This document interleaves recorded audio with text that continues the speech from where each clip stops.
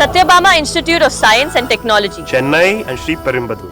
பெரம்பூரில் signal கோளாறு காரணமாக புறநகர் ரயில் சேவை பாதிக்கப்பட்டிருக்கிறது. முக்கிய செய்தியாக பார்த்துக் கொண்டிருக்கிறோம். கூடுதல் விவரங்களை எமது செய்தியாளர் தாயுமானவன் வழங்கிட கேட்கலாம்.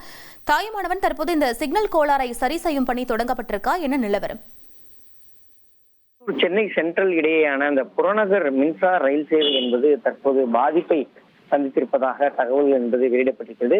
இன்று காலை முதலே சிக்னல் கோளாறின் காரணமாக ரயில் சேவை என்பது பாதிக்கப்பட்டிருப்பதாக தகவல். ஆவடி, திருவள்ளூர், அரக்கோணம் மார்க்கத்துல தொடர்ந்து புறநகர் மின்சார ரயில்கள் தற்போது தாமதமாக இயக்கப்படக்கூடிய காட்சிகளே நிலவுவதாக பொதுமக்களிடமிருந்து வரப்பட்டிருக்கிறது.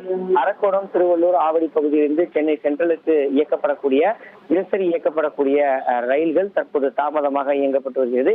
ரயில்கள் ஆங்காங்கே நிறுத்தப்பட்டு ரயில் நிலையங்களில் இருந்து தாமதமாக இயக்கப்பட்டு வருவதால பொதுமக்கள் கடுமையான அவதிக்கு ஆளாகி இருக்கிறாங்க.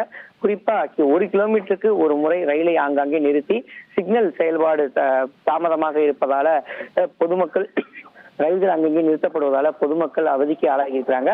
காலையிலேயே அலுவலகம் மற்றும் பணிகளை மேற்கொள்வதற்காக ரயில்களை பயன்படுத்துபவர்கள் கடும் சிரமத்தை சந்தித்து வருவதாகவும், ரயில் தாமதத்திற்கு தொழில்நுட்ப கோளாறு காரணமாக அல்லது தண்டவாள பகுதியில ஏதேனும் தடங்களா என்பது குறித்து இன்னும் விவரம் வெளியாகாத ஒரு சூழல். அது குறித்தான ஆய்வுகள் என்பது மேற்கொள்ளப்பட்டு வருகிறது. காலையிலேயே இந்த ரயில்கள் என்பது தாமதம் ஏற்பட்டிருப்பதன் காரணமாக பொதுமக்கள் மாற்று ஏற்பாடுகளாக பேருந்துகளில் ஏறி பயணம் மேற்கொள்ளக்கூடிய காட்சிகளை பார்க்க முடிகிறது. இதனால பேருந்துகளிலும் கூட்டம் என்பது அலைமோதக்கூடிய ஒரு நிலை என்பது நிலவுகிறது.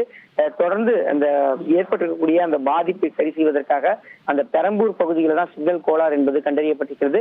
அந்த பகுதியில ரயில்கள் ஆங்காங்கே நிறுத்தப்பட்டிருக்கக்கூடிய நிலையில் தொழில்நுட்ப கோளாறை சரி செய்யக்கூடிய பணிகள்ல ரயில்வே ஊழியர்கள் தற்போது தீவிரம் காட்டி வருவதாக தகவல்கள் வெளியாகியிருக்கிறது.